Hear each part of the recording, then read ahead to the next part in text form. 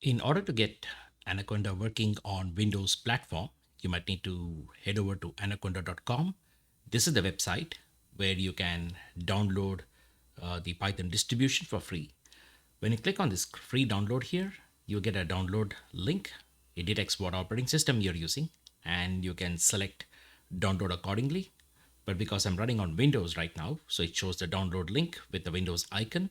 You can also download for Mac OS or Linux. So these are the three primary operating systems that Anaconda is available for. Now, having said that, when you click on the download in here, this will download the entire file onto your disk, and this will take some time, so maybe about 2 minutes.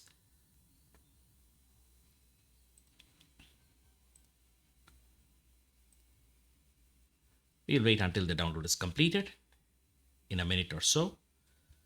And once the download is completed, you should be able to start by installing Anaconda on Windows environment.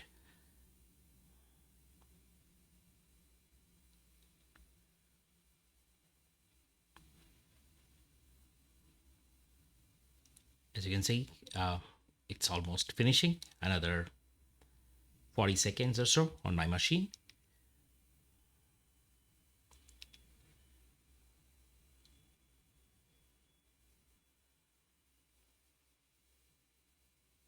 As you can see here, Anaconda is approximately about 1 gigabyte. It's about 900 MB for Windows.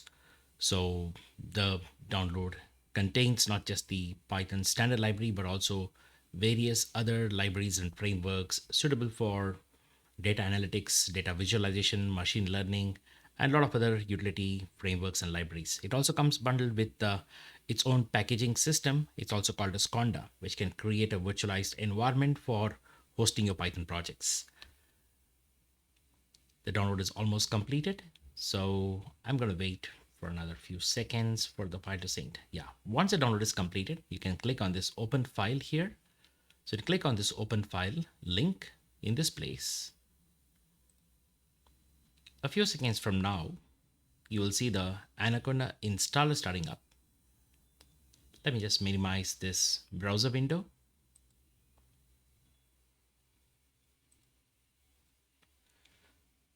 It does take a couple of seconds or maybe a minute for it to start the installer.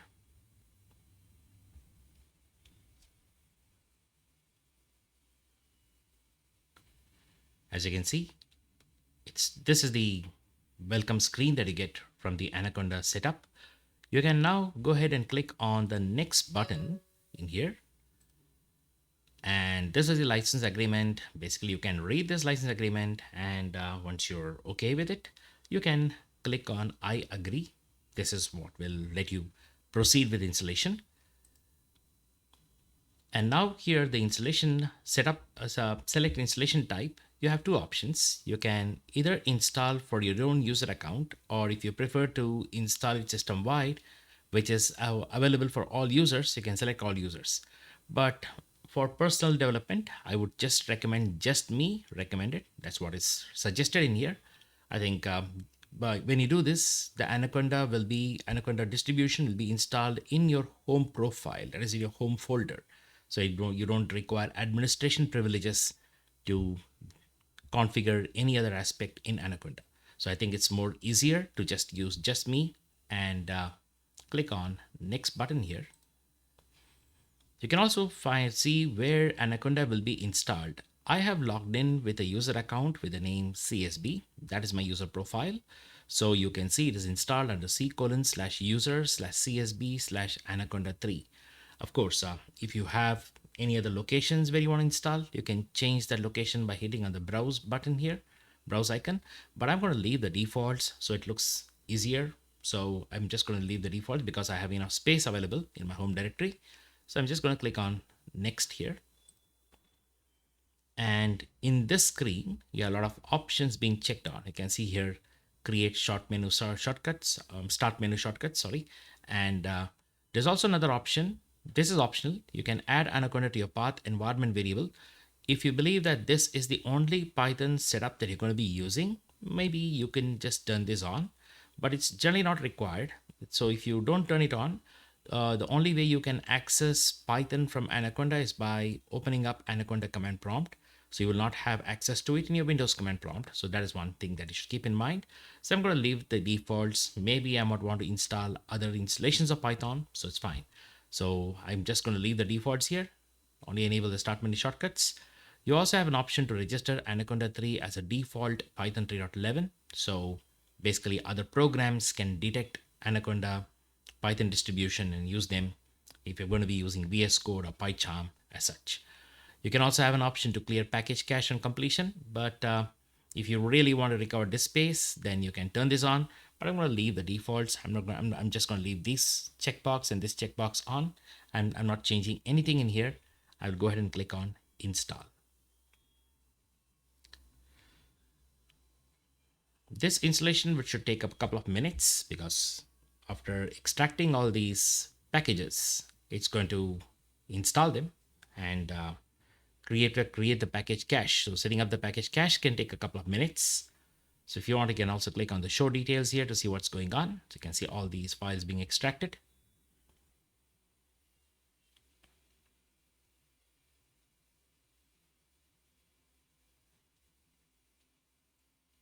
So depending on how fast your system is, this can sometimes take a couple of minutes.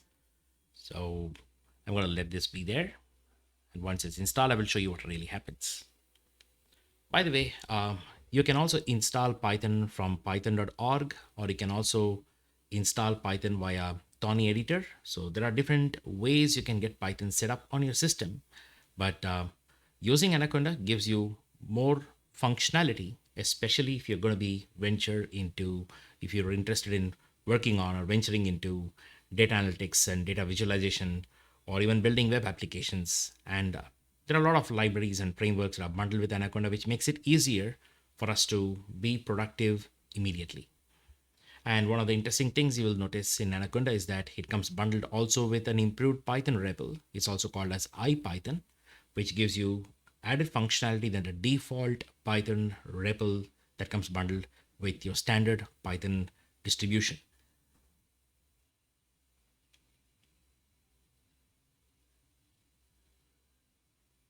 Well, looks like the installation is still just taking time. So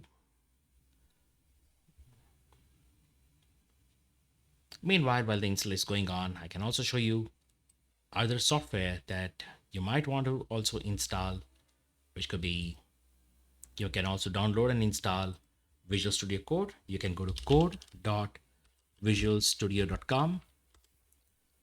This has been a popular development IDE at the current moment. So I guess IDE trends keep changing almost every couple of years. So maybe in the previous decade, a lot of Python developers were using PyCharm as their go-to IDE for developing Python code. PyCharm is also popular even today. There are also other frameworks and editors people have been using.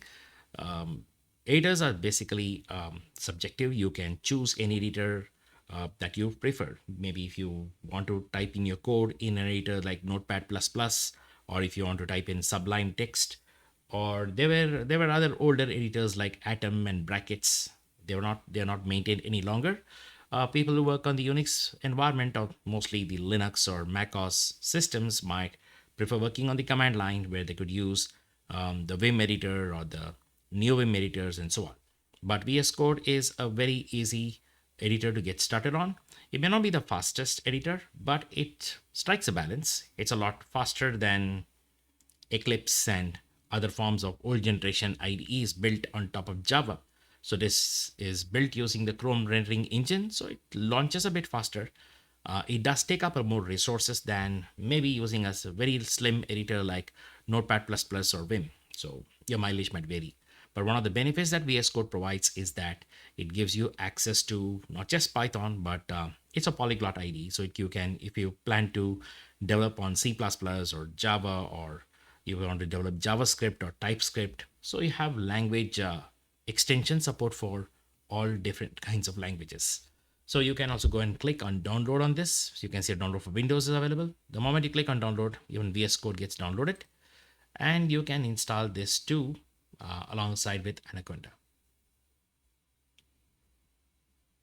As you can see, the download is almost completed.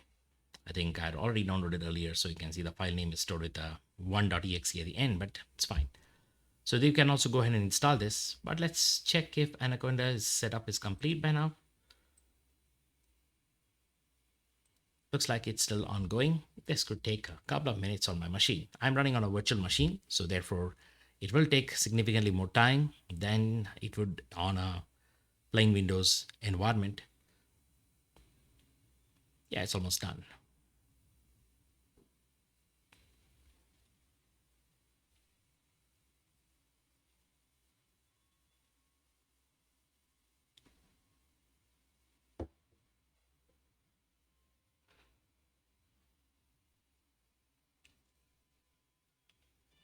So if you really want to get started with Python development, I think these are the primary tools that you just need to get started. You need just Anaconda Python, and you can just start off with VS Code. But as you progress and become a power user, you will find your own way. You can install standard Python, which is very lightweight than Anaconda, and cherry pick exactly the frameworks and libraries that you need.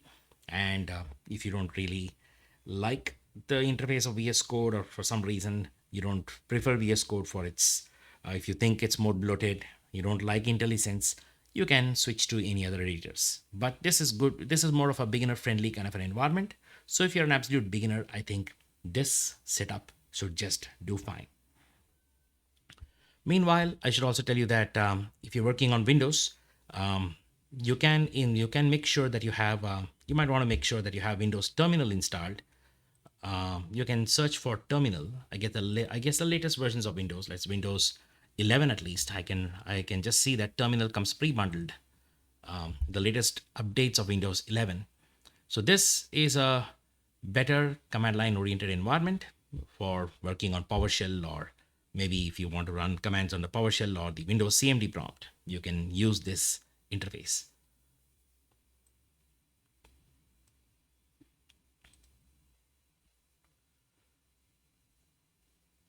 All right, so while this is going on, I can parallelize the operation. I will try to also go ahead and install VS Code on the side. I'll go to down. I've just selected the dots here, and you see all these menus that come up in which you can see the downloads. So within this downloads location, we had downloaded VS Code earlier, so you can see that it's listed in here. If you are not already downloaded VS Code, you can go click on the download link, which is still available in here. So once it's downloaded, you can click on the open file under VS Code user setup, which you can see here. You click on this. It'll start the installer for VS Code.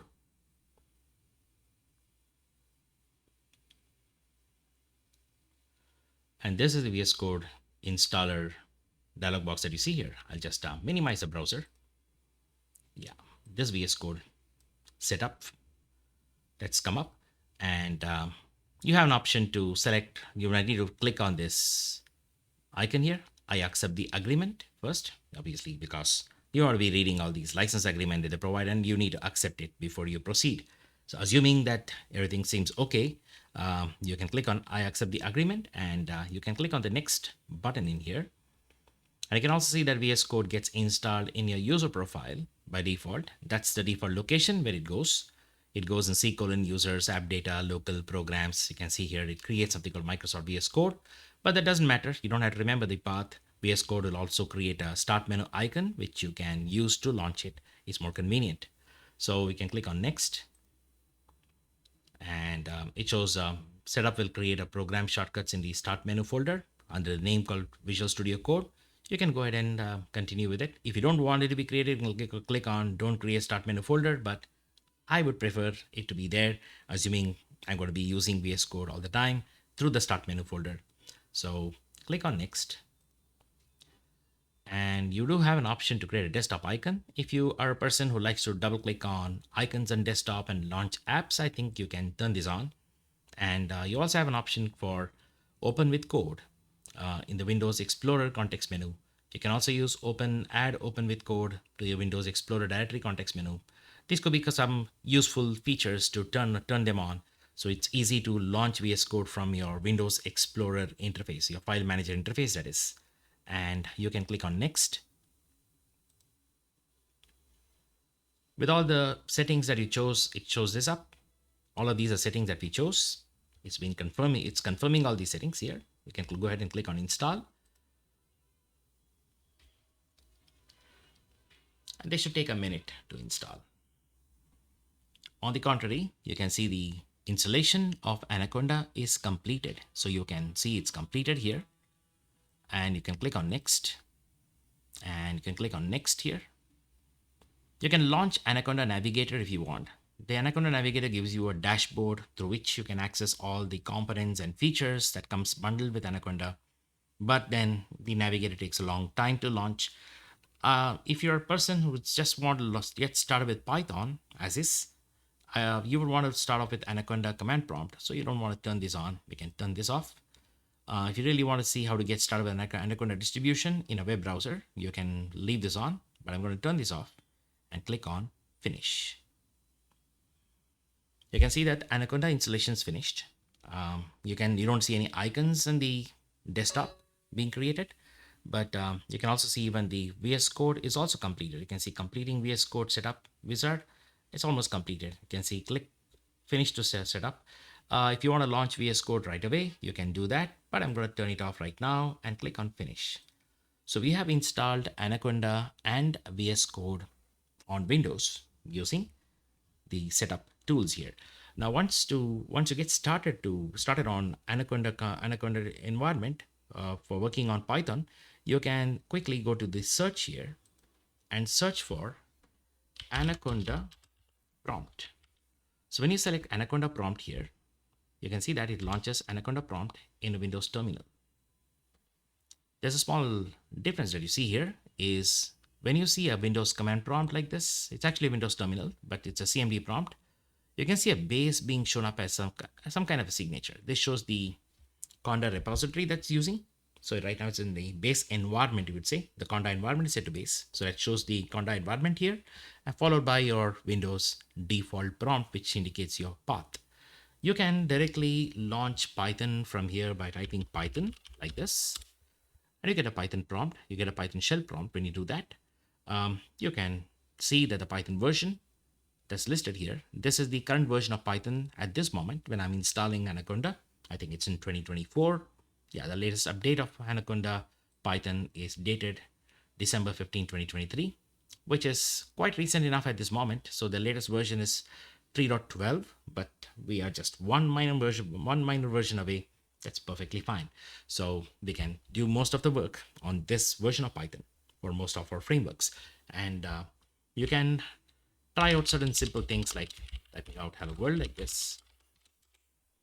And it works. If you want to exit this Python prompt, remember what you see here is a Python REPL, the read, evaluate, print loop. This is also called as a Python shell. So if you really want to exit this shell, you have to type Control Z or Control Z if you want to call that letter that, and press enter. And this would bring you back into your Windows command prompt. Note that when you are in the Python shell that you see as the triple greater than sign, looks like an arrow mark here. Here you cannot type Windows commands. So most people will type Python file name and run some Windows commands like cd or dir. None of those commands will work. I can show you what happens here. If you're inside the Python shell, if you try to do a Python and hello.py, for example, you get this error because what is expected in the Python shell is only Python statements. And this is not a Python statement. This is a command line oriented feature. That's basically you're running a Windows command in here. So even if you try to do things like dir or cd, dir is a built-in function. Cd, it doesn't understand what it is. So all of these it's trying to evaluate them as Python expression and statements in here. So I'm going to type Control Z and enter to exit this particular prompt. So if you don't run Windows commands, you must exit your Python shell and get to the Windows command prompt to run Windows commands like dir, or you want to run things like, say, you want to try, let's say, any of the Windows commands like ipconfig. So all of these are Windows commands. They work only in your Windows command line. cd command to show you what directory you are in. So all these works in this environment. To launch Python, you just type Python at this command prompt to work on it. There's also an improvised REPL that's available. It's also called as IPython. So when you launch IPython, you get a REPL that looks like so, like this here, that you can see here. And in this REPL, you can actually type in all the Python expressions. It does a little bit of syntax highlighting and also provides a lot of interesting intuitive features to work on the command line.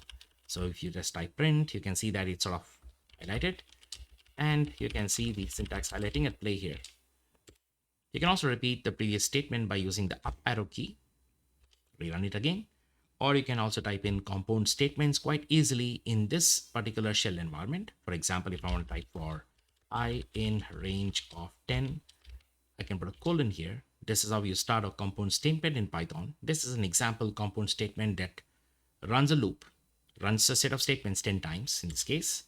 And here you can see that this triple dot indicate that this statement is in continuation, which means you're supposed to type in the body here. You can also see that the cursor is positioned in the right place. The body of all the compound statements in Python must be indented. Basically, they should have some leading spaces to say they belong to this particular block. So for this block indents are done automatically in IPython environment. So when you say for I in range of 10, and if you press enter, you can see that the cursor is pointing right here. You can actually start typing any command, any Python code here. For example, I'll type counting I, and I'll finish it. To say I'm done, I can press enter one more time, and I can see that the for loop seems to have executed. You can try all kinds of arithmetic expressions right at the shell prompt by typing 45 plus 22, for example, or you can say 2 into 3, 2 into 3 plus 3 divided by 2 or something like this. So you can try all kinds of expressions if you want to this way, right? So this is the quick example of how to get started with Anaconda Python. So I'll exit Anaconda Python at this moment by doing a Control D here. When you type Control D is like D is for dead, for example. So if you type Control D, it'll ask you, do you really want to exit? Yes or no? You can type yes and exit. You're back into the Windows command prompt. So this is the very basics to test, install and test the working of Anaconda Python distribution. In order to check or configure VS Code, rather, I can double click on VS Code, that's Visual Studio Code, and double click on this desktop icon that's created. You can also launch Visual Studio Code by either going to the start menu, because we add in the start menu, we can see that it's listed right here. You can start it from here. Or otherwise, you can also do this. You can go to the search bar and you can type code. The moment you type code, by default, you can see the best match shows up as Visual Studio Code here. So you can start it whichever way you want.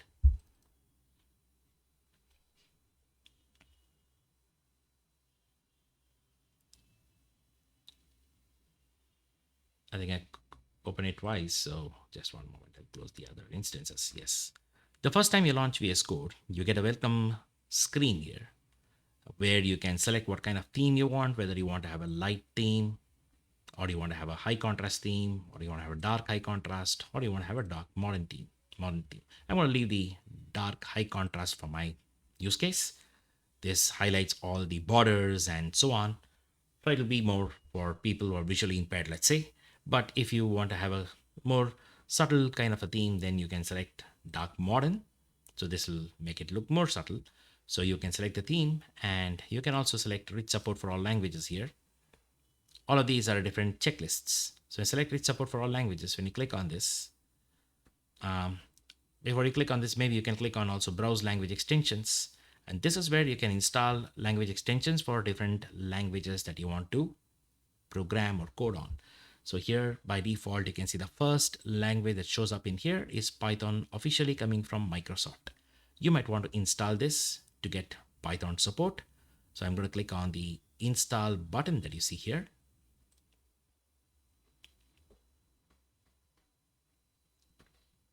This will take a minute or two for installation.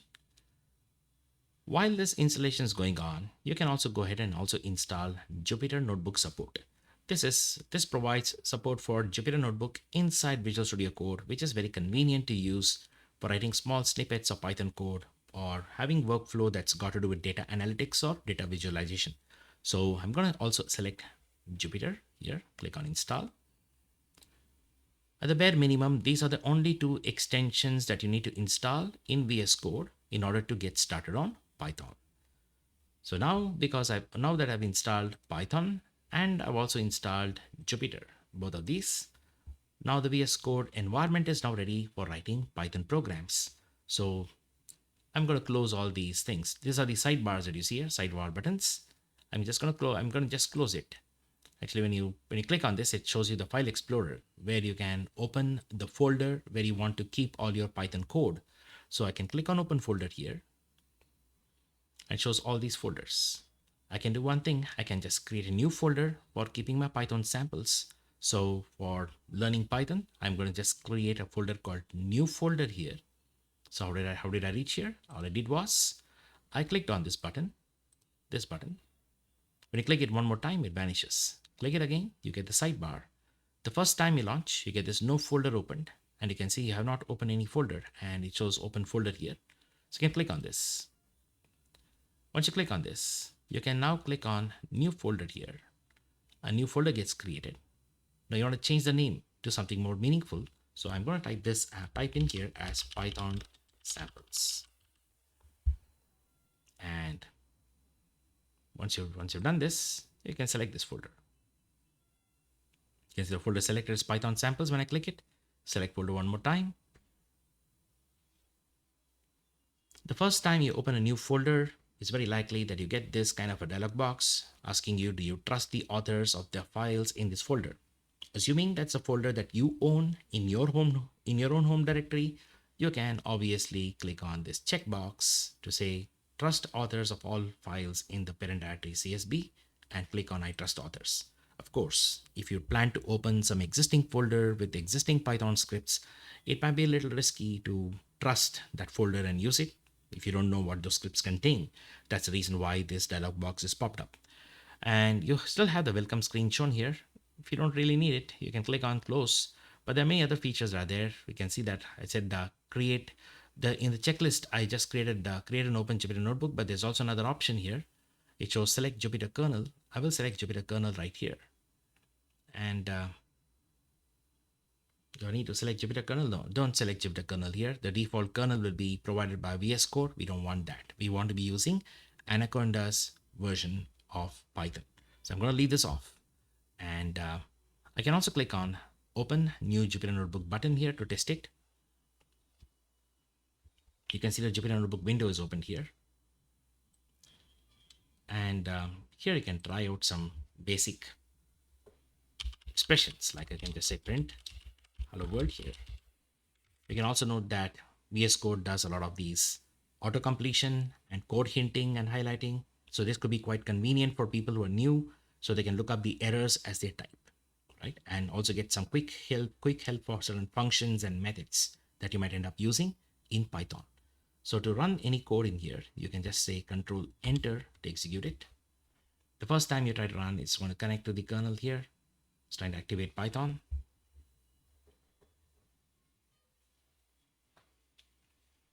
Oh yeah, there's asked, do you want to allow public and private networks to allow access to apps? I'll just say allow. All these are one-time configuration generally. So next time onwards, when you open VS Code, and you can just directly launch Jupyter Notebook and it should work just fine. You don't need the welcome screen. You can close it. We are finished with all the activities we need to do. So we can just skip this window this way, and we can actually start writing code inside the notebook. But remember, whatever code you write here is saved in a file called a notebook file, which is titled right now as untitled-1.ipynb. It stands for IPython notebook. But this is not a .py file. This is not a complete Python code. This is actually a JSON file being created, which will contain code snippets and also some notes. So this is one of the workflow. If you really want to create a .py file in here, you can select File and New File here. The moment you click on New File, you can see that you have options to create a text file, Python file, or Jupyter Notebook. So I select Python file here. It opens a new tab that you can see here. And here you can start typing in your Python code.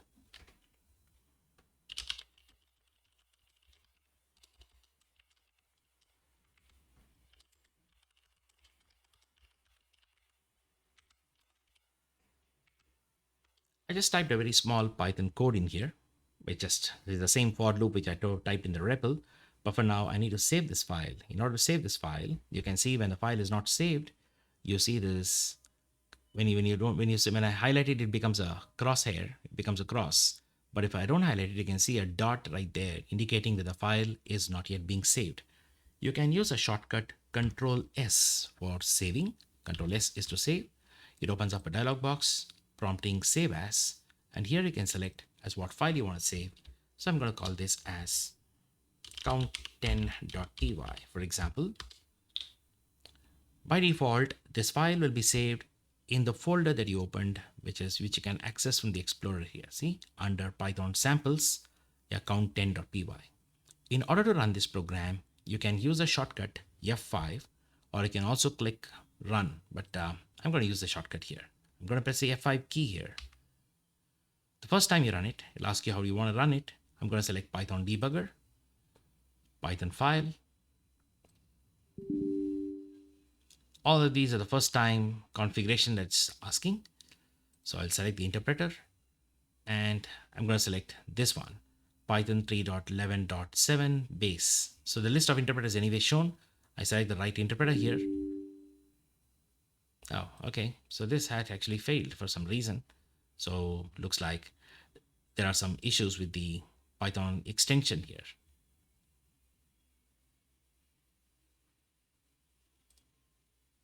Looks like the Python extension needs further configuration.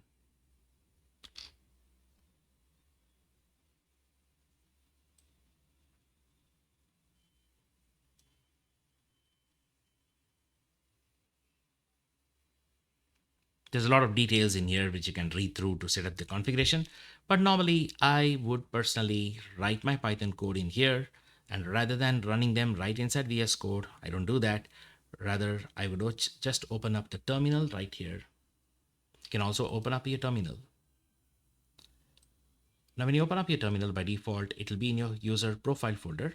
Or I don't open up the terminal, sorry. Just open the Anaconda prompt. You can just click on Anaconda prompt. It's already shown there, but yeah, select Anaconda prompt, open that. Once you open Anaconda prompt, how do you know it's an Anaconda prompt? You can see always a base, that is the default environment that's being shown.